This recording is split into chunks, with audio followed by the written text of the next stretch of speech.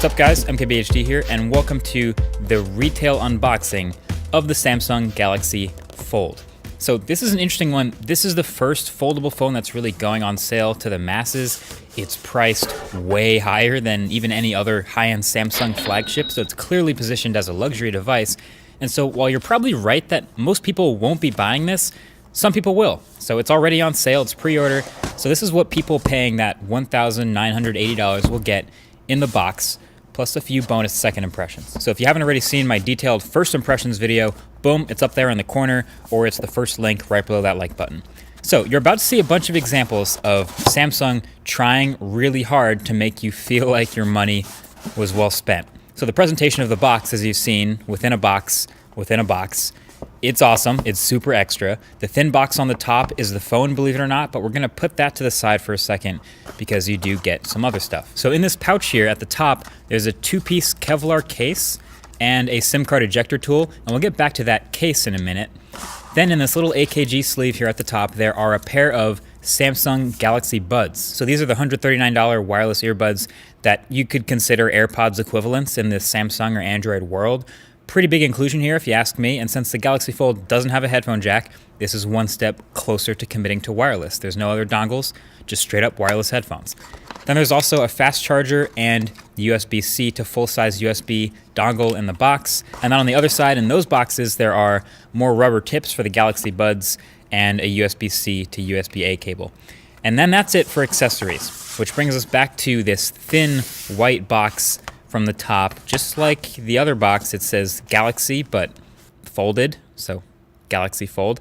And inside is the phone, folded flat. So that's why it's so thin. I don't know exactly why they ship it like this, if it's to avoid having a big crease from the factory, or it's just more dramatic, or both, or neither. I don't know, but it ships flat. This is the black one.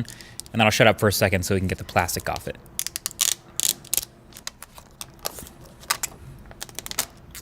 Always fun. So booting it up for the first time, the setup process is pretty much identical to the Galaxy S10 or any other Samsung phone. You sign into your Google account, you sign into your Samsung account.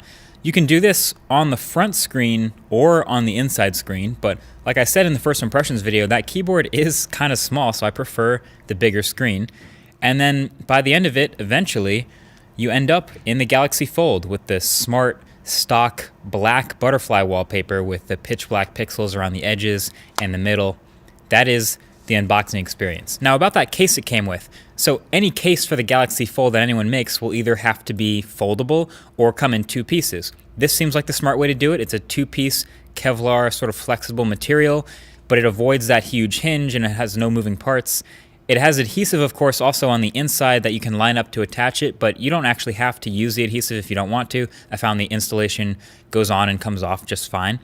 And yeah, it gets a little more protected and a little uglier with the case on it, kind of like with any other case. Okay, last thing I felt the need to demonstrate in this quick unboxing and second impressions is just how solid these magnets are. I didn't have a mic at the first impressions, but now I do have one, so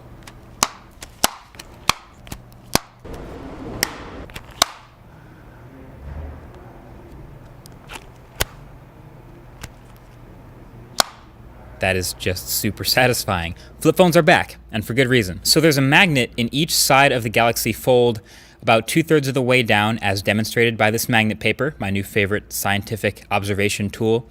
And they're pretty strong. So they're so strong that they have a bit of a field effectively outside of the phone itself, strong enough to pick up metal objects and things like a bunch of washers, nails, or even whole bags of nails, keychains, and I even had a small wrench that worked, and an Apple Pencil, which of course has a piece of metal in it for the iPad's magnet, that worked, and a really, really big Allen key. It's made of metal and it can pick it up. This magnet is for real.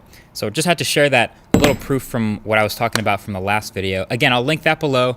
Still forming all of my thoughts, but man, this thing has really distracted me from the P30 Pro I've been using. That review is coming up as well, alongside the Retro Tech Episode 1 on the original Game Boy. It's a good time to be a video nerd.